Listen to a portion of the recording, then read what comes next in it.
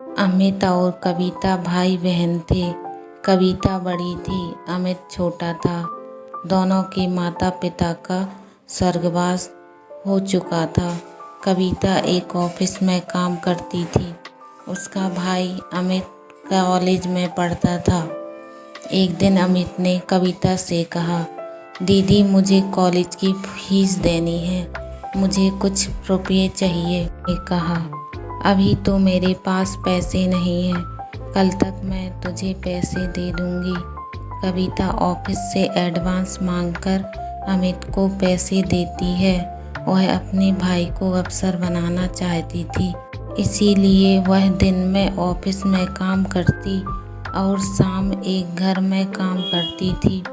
कुछ दिन बाद अमित की पढ़ाई पूरी हो गई।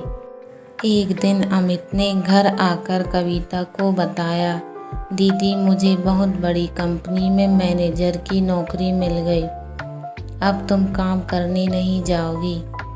यह कहकर वह जिद करने लगा। हारकर कविता मान गई और उसने काम करना छोड़ दिया। अब वह केवल घर संभालती थी। ऐसे ही समय बीत रहा था। एक दिन अमित ने कहा, दीदी मैंने कुछ रुपए जोड़ लिए हैं, अब मैं आपकी शादी करना चाहता हूँ। यह सुनकर कविता ने कहा, नहीं भाई, पहले मैं तेरी शादी करूँगी। जब घर संभालने वाली आ जाएगी तो मैं भी शादी कर लूँगी। कविता ने एक अच्छी सी लड़की देखकर अमित की शादी कर दी। कविता बहुत खुश हो रही थी।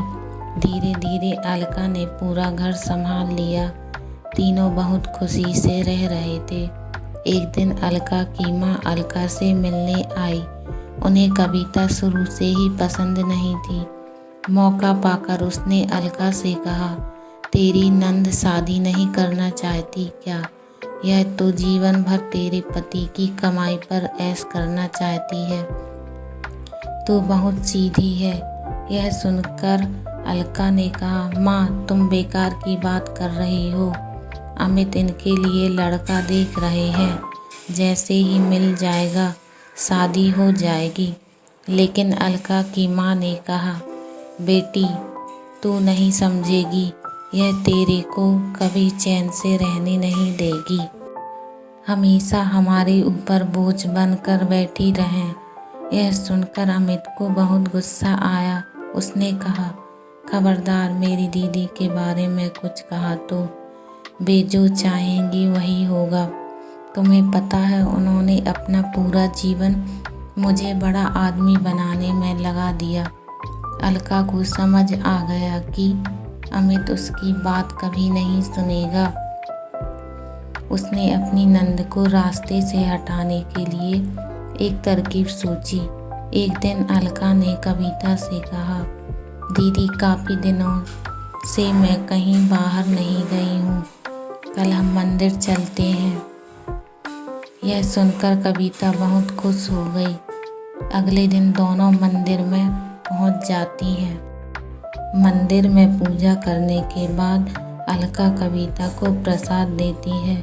उसने प्रसाद में कुछ मिला रखा था। प्रसाद खाकर कविता बेहोश हो जाती है। अलका उसे छोड़कर घर वापस आ जाती है। उसे लगता है जहर मिले प्रसाद से कुछ देर में कविता मर जाएगी। कुछ देर बाद कविता को होश आया, लेकिन वह अपनी पिछली जिंदगी भूल गई। वह मंदिर में बैठकर रोने लगी। शाम को जब अमित घर वापस आकर अलका से कविता के बारे में पूछता है तो अलका कहती है कि दीदी तीर्थ यात्रा पर गई हैं, कुछ दिनों में वापस आ जाएंगी। तब अमित कहता है, दीदी मुझे बगैर बताए अचानक कैसे चली गई। वह परेशान हो जाता है, लेकिन अलका उसे समझाकर शांत कर देती है। इधर कविता को उसी मंदिर के पुजारी मंदिर में स्थान दे देते हैं। वह दिन रात मंदिर में सेवा करने लगती और मंदिर के सभी भक्त और पुजारी कविता का बहुत ध्यान रखते थे। ऐसे ही समय बीत रहा था, लेकिन कविता को पिछला कुछ याद नहीं आ रहा था। काफ़ी दिन बीत जाने पर अमित कविता को ढूंढने निकल गया।